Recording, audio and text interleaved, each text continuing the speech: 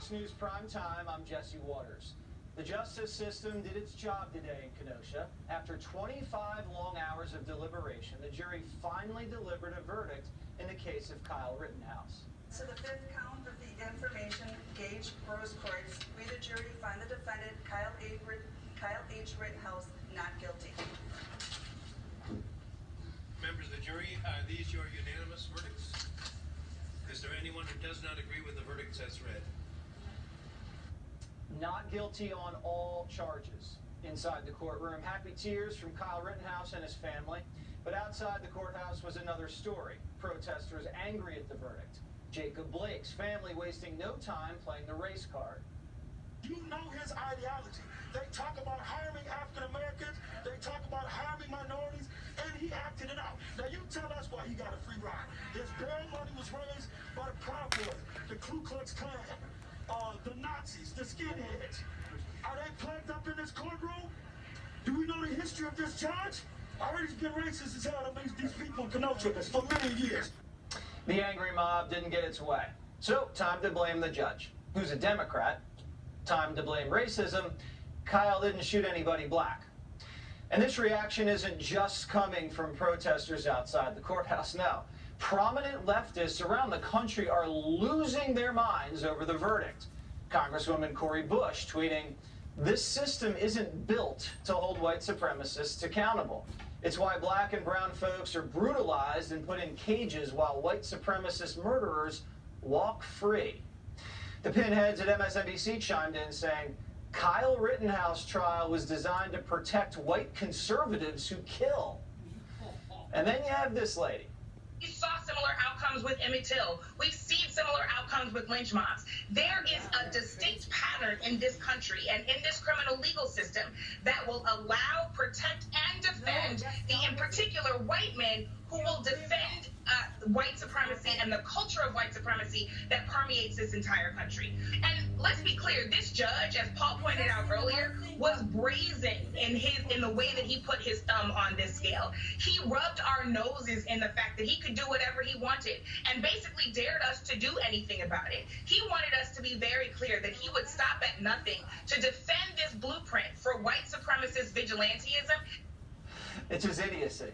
Don't listen to this garbage. We should all sleep better tonight knowing that the rule of law still exists. The jury had a difficult task, but they listened to the evidence and justice prevailed. Just in terms of your the attentiveness and the cooperation that you gave to us, this justifies the confidence that the founders of our country placed in you. A lot was riding on this decision by the jury. It wasn't just about the innocence of Kyle Rittenhouse. It was also about our Second Amendment and the right to self-defense. Had the verdict gone the other way, those rights would have been seriously wounded. But the justice system came through, and now we must all respect it. Even Joe Biden knows that. Do you stand by your past comments equating him to white supremacy? Well, look, I stand by what the jury has concluded. The jury system works, and we have to abide by it. But this isn't a case of better late than never. Joe Biden can't undo the damage he caused Kyle Rittenhouse when he smeared the kid as a white supremacist just so he could win an election. Biden's handlers released a statement later, kind of cleaning things up, reading, while the verdict in Kenosha will leave many Americans feeling angry and concerned, myself included, we must acknowledge that the jury's spoken. I urge everybody to express their views peacefully, consistent with the rule of law. Violence and destruction of property have no place in our democracy. But will the protesters in Kenosha listen? 500 National Guard troops are standing by in case chaos erupts. But so far, things are actually mostly peaceful. Here now, Lara Logan, host of Lara Logan Has No Agenda on Fox Nation. All right, so what was your reaction when you heard the verdict today? Well, you know, Jesse, personally, I have never seen anything like Kyle Rittenhouse, a 17-year-old child. I'm a mom, okay? I just got to be honest with you.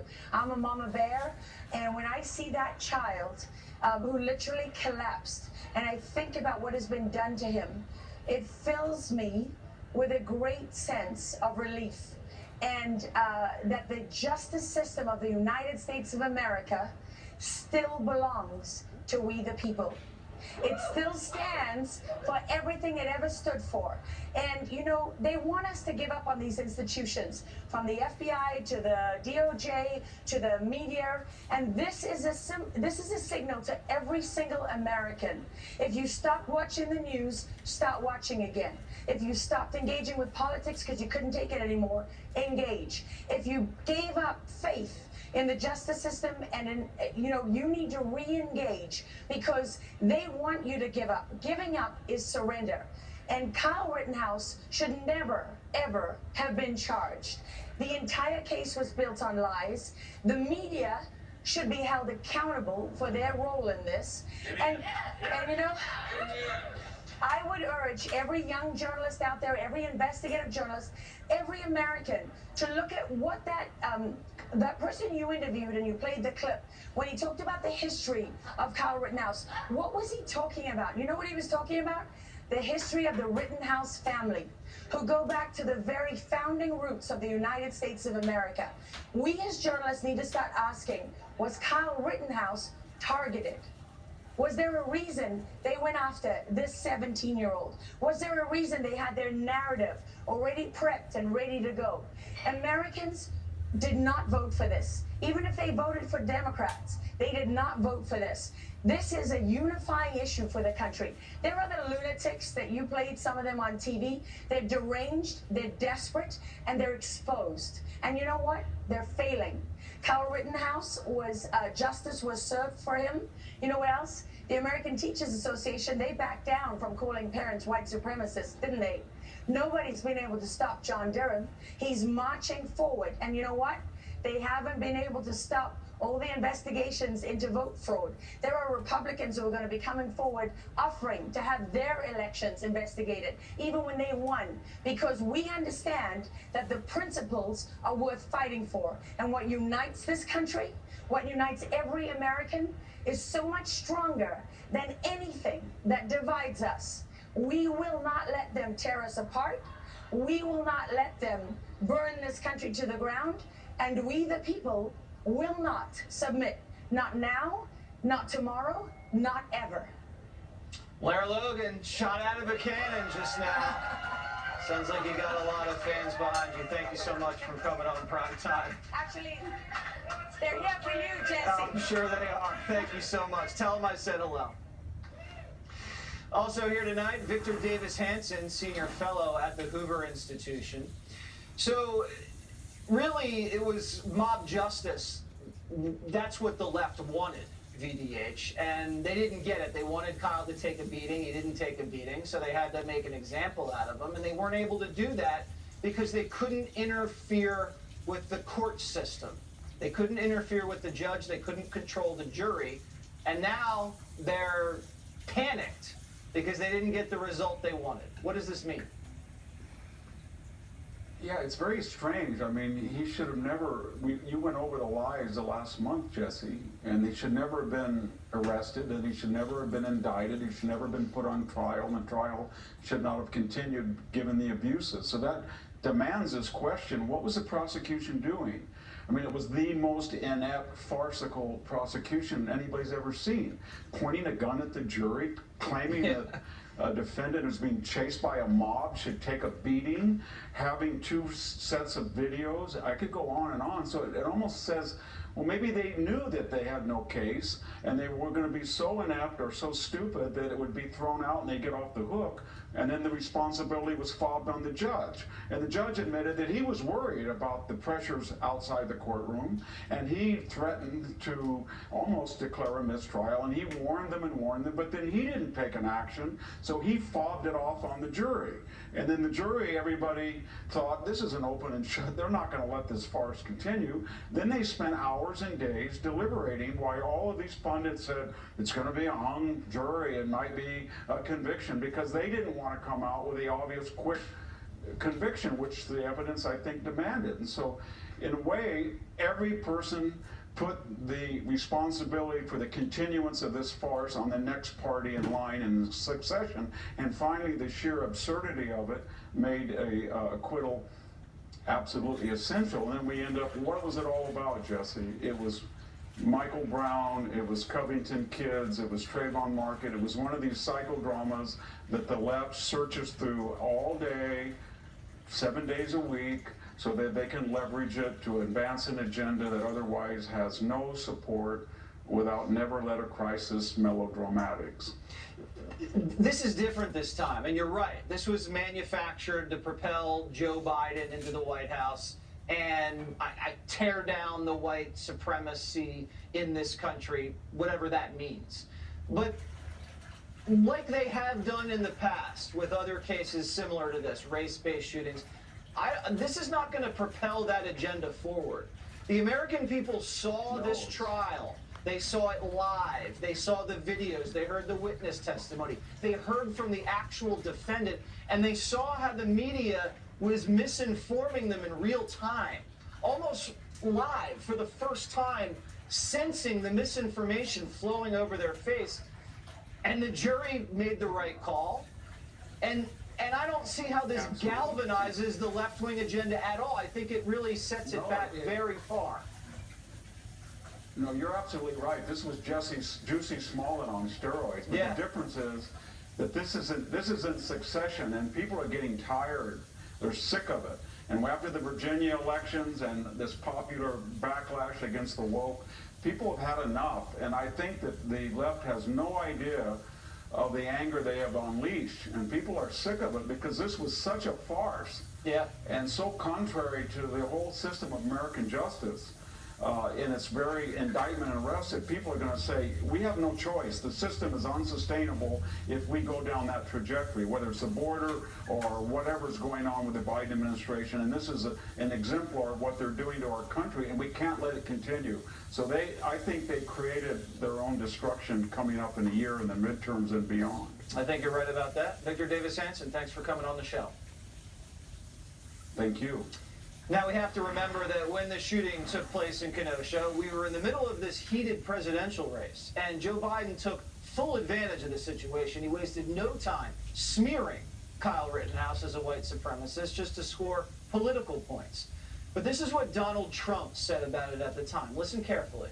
The same tape as I saw, and he was trying to get away from them, I guess, it looks like, and he fell, and then they very violently attacked him. And it was something that we're looking at right now, and it's under investigation. But I guess he was in very big trouble. He would have been. He probably would have been killed. But it's under investigation. Here now, Buck Sexton, co-host of the Clay Travis and Buck Sexton Show, and Pete Hegseth, Fox and Friends weekend co-host. Pete, he nailed it, and they Pinocchio'd the hell out of what he said. And now here we are, almost a year later. And we know the truth, don't we? Yes, who made the fact-based, responsible argument in that moment, looking at the videotape that we all saw, had the same reaction to in that moment, yet it is, by the way, Joe Biden was a candidate then, he was a private citizen. He's not immune to the idea that of defamation in that particular case. And by the way, Kyle Rittenhouse should sue the pants off of CNN and MSNBC. And he does, he'll win. He'll win. And he should. And they won't learn because they can't learn. But ultimately, your previous guest laid it out beautifully. This is a win for our system, which the left wants to reject.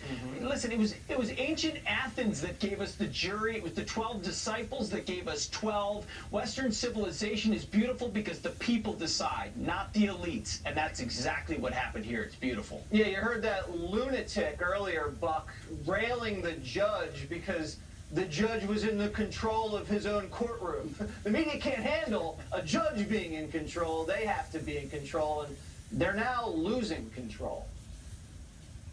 It was very obvious that the plan here was to coerce, because without threatening the jury and without making the judge, there were a lot of actual death threats made to this judge, not a lot of media coverage of that, and to his family. The mob, the leftist Biden voting mob, wanted to push an outcome here that was in such obvious contradiction of the facts. And I hate to be the one that has to remind everybody here, but without clear video evidence, which we've had from the beginning, in which President Trump was speaking to then, without knowing what happened because we have video of it, they might have gotten a conviction today, guys. They might have been able to get away with the lie. So thank heavens for some of the folks, including some of the reporters on the ground, who actually made sure the truth got out there, because the truth never mattered to the left. It never mattered to the Democrats. The agenda here was plain and clear for all to see. Don't ever allow someone to think that they can be an armed citizen on the streets who says, you're not burning down my neighborhood, not on my watch. Yeah, Peter, the misinformation was so brazen. That's what was so alarming to the general public. They couldn't believe they were being lied to that egregiously. And how often have we been lied to in history, Jesse? I mean, remember, body cam videos were supposed to be there to expose police misconduct? Body cam videos have actually exonerated more police than they've indicted. The truth of the situation is most people in that situation are acting in good faith, and in this particular case, that played out. Yes, there were deadly consequences, but my goodness, you know what always got underplayed? There was a massive mob there. If he had been knocked out at any moment, he would have been dead. We've all seen other examples of that. That's what the jury saw, open and shut. Yeah, and they just wanted him to take the beating, right? Take the beating. They didn't take the beating. Right? The American people essentially undermined self-defense entirely. And they want to condition us to take a beating, and we're not going to take a beating. And that's clear now. That's right. All right, gentlemen, thank you guys. Thank you. Tucker Carlson will have the first exclusive interview with Kyle Rittenhouse Monday night, 8 p.m., obviously here on Fox News Channel. Coming up, the media has a lot of atoning to do now that Kyle Rittenhouse has been completely exonerated. Will he see them in court?